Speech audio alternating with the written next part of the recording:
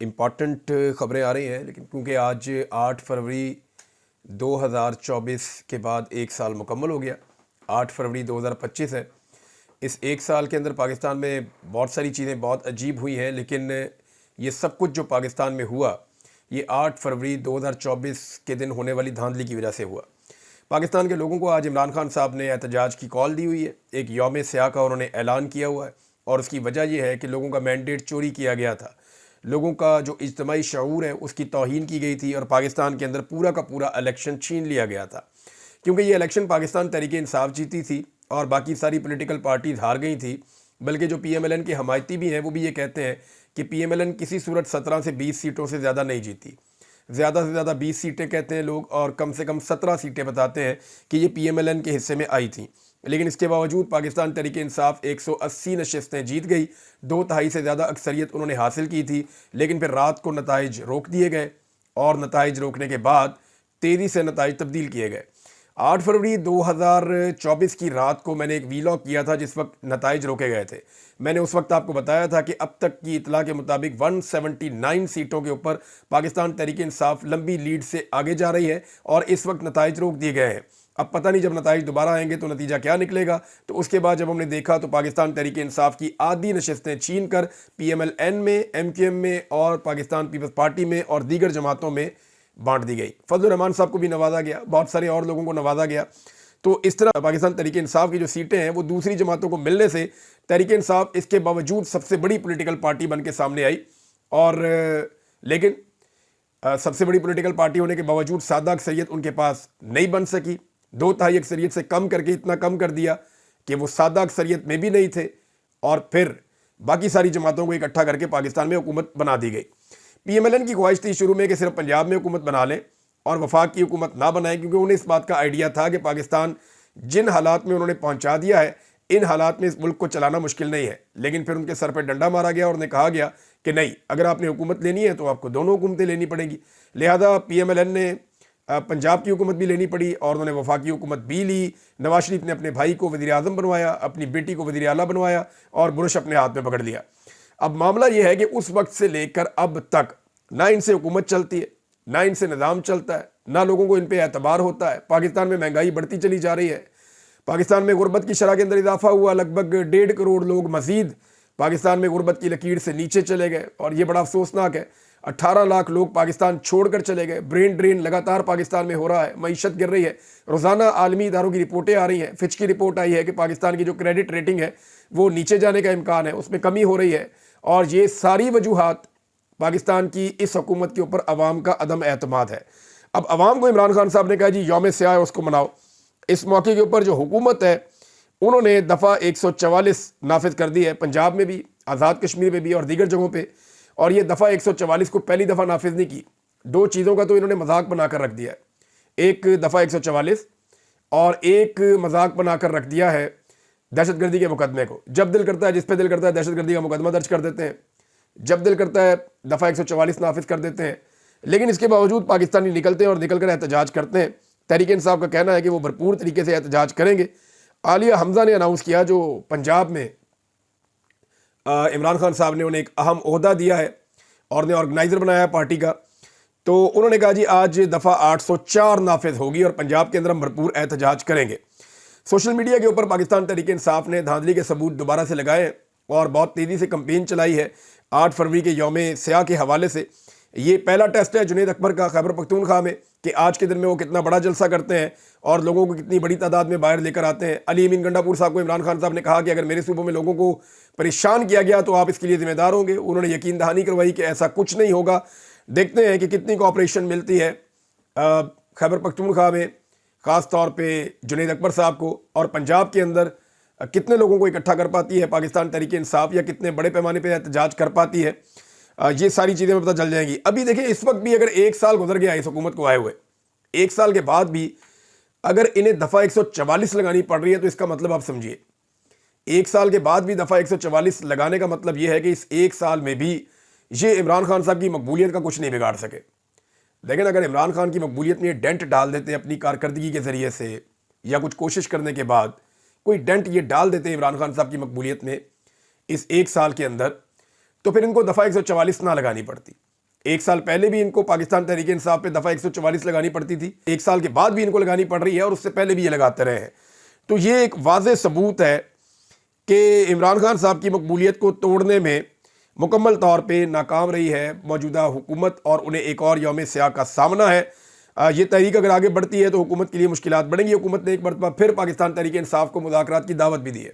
انہوں نے کہا جی آئیں بیٹھیں مذاکرات کرتے ہیں, اور ایک طرف مذاکرات کی دعوت دیتے ہیں, دوسری طرف خواجہ آصف صاحب تانے دے رہے ہیں. خواجہ آصف صاحب نے پاکستان تحریک انصاف کو تانے دیے ہیں کہ جی آپ پنجاب میں نکلتے نہیں, سندھ میں نکلتے نہیں.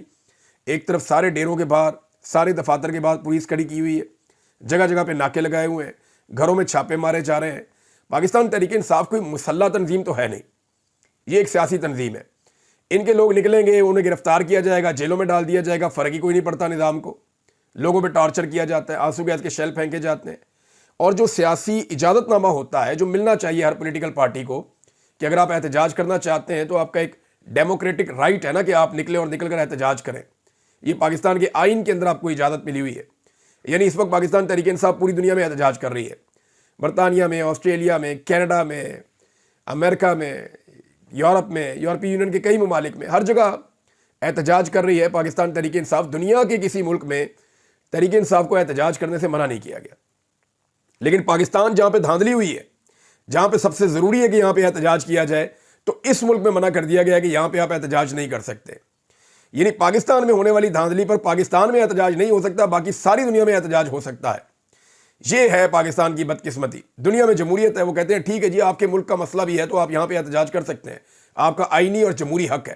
لیکن جس ملک کے اندر یہ حق چھینا گیا, لوگوں کا مینڈیٹ چھینا گیا, وہاں پہ لوگ جب نکلتے ہیں احتجاج کرنے کے لیے تو وہاں پہ ان پہ سختی کی جاتی ہے, مقدمات درج کیے جاتے ہیں.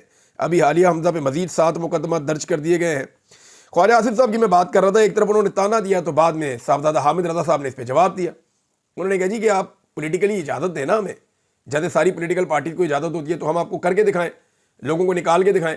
ایک طرف فسطائیت ہے, جبر ہے, ظلم ہے, لوگوں کو دبایا ہوا ہے. اب لوگ یا تو ڈنڈے لے کر نکلیں, وہ پولیس پہ اگر اٹیک کریں گے تو آپ دہشت گردیوں کو پرچے دے کے ان کو اندر کر دیں گے. وہ ویسے نکلیں گے, آپ پکڑ کے ویسے اندر کر دیں گے. تو ظلم اور فسطائیت کے خلاف, گولیاں چلانے کے خلاف آپ کیا چاہتے ہیں؟ لوگ باہر نکل کے گولیاں کھاتے رہیں. میرے خیال میں یہ زیادتی ہے. پی ایم ایل این جب میدان میں نکلی ہے, پی ایم ایل این کو فری ہینڈ دیا ہے. پرویز مشرف نے جب ڈنڈا چلایا تھا نا تو پی ایم ایل این کے لیے 5-7 بندے باہر نکلتے تھے. مجھے اچھی طرح یاد ہے, یہ فیروز پور روڈ پہ لاہور میں ہم نے زعیم قادری صاحب کو مار کھاتے ہوئے دیکھا.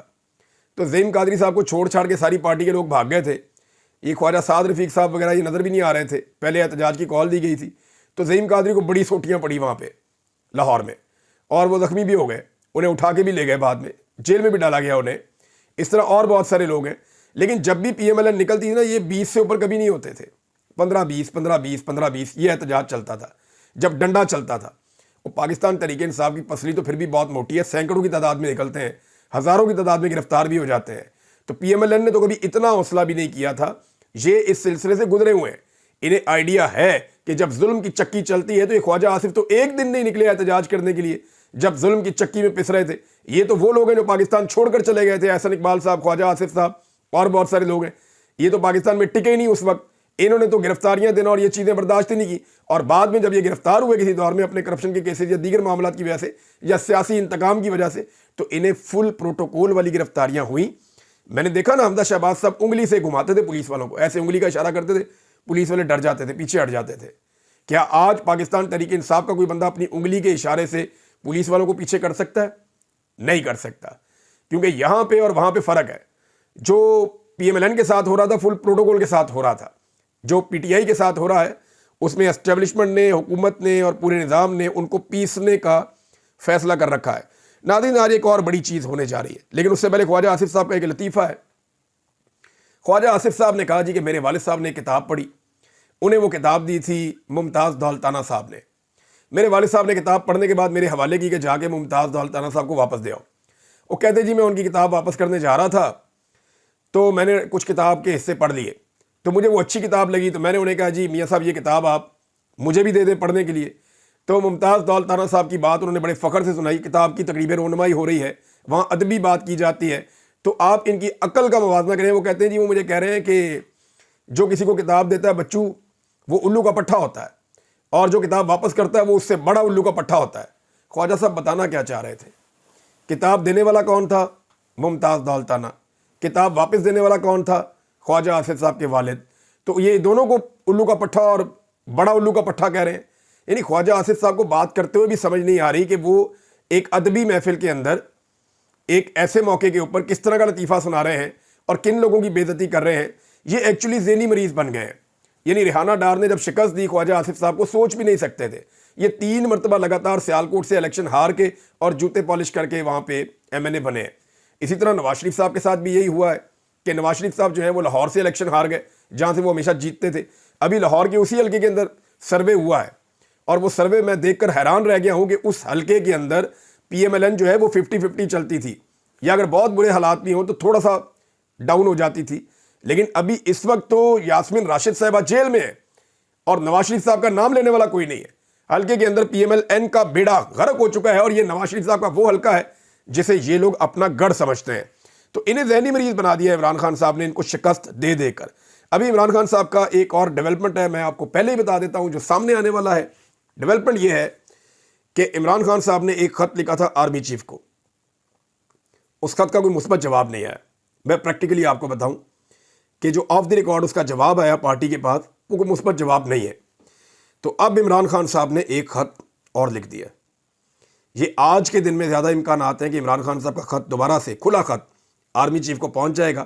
ایسا نہیں ہے کہ کوئی ڈاکیا لے کر جائے گا، جا کر آرمی چیف صاحب کو دے گا کہ سر یہ آپ کے نام خط ہے، عمران خان صاحب نے بھیجا ہے. ایسے نہیں ہوگا. یہ اوپن لیٹر ہے، کھلا خط ہے. ساری قوم اس کو پڑھ لے گی کہ عمران خان صاحب نے پہلے آرمی چیف کو کیا کہا تھا، اس کا جواب جس طرح کا ہے. پھر اس کے بعد عمران خان صاحب نے دوسرا جو خط لکھا ہے وہ ذرا تھوڑا سخت ہے، ان کے الفاظ بھی سخت ہیں، اس کے اندر گلا شکوہ بھی تھوڑا سخت ہے. تو پہلے سے اس کی انٹینسٹی زیادہ ہے. مجھے اس خط کے حوالے سے کچھ نکات پتہ ہیں اور پہلے سے ملتے جلتے ہی ہیں. جو پہلے عمران خان صاحب نے باتیں کی تھیں وہی باتیں ریپیٹ ہوں گی، لیکن اس مرتبہ خط پہلے کی طرح زیادہ نرم نہیں ہوگا، تھوڑی سی اس کی انٹینسٹی زیادہ ہوگی. اور مجھے لگتا ہے کہ عمران خان صاحب اب خط لکھتے رہا کریں گے آرمی چیف کو جب تک کہ خط کا صحیح طرح جواب نہیں آ جاتا.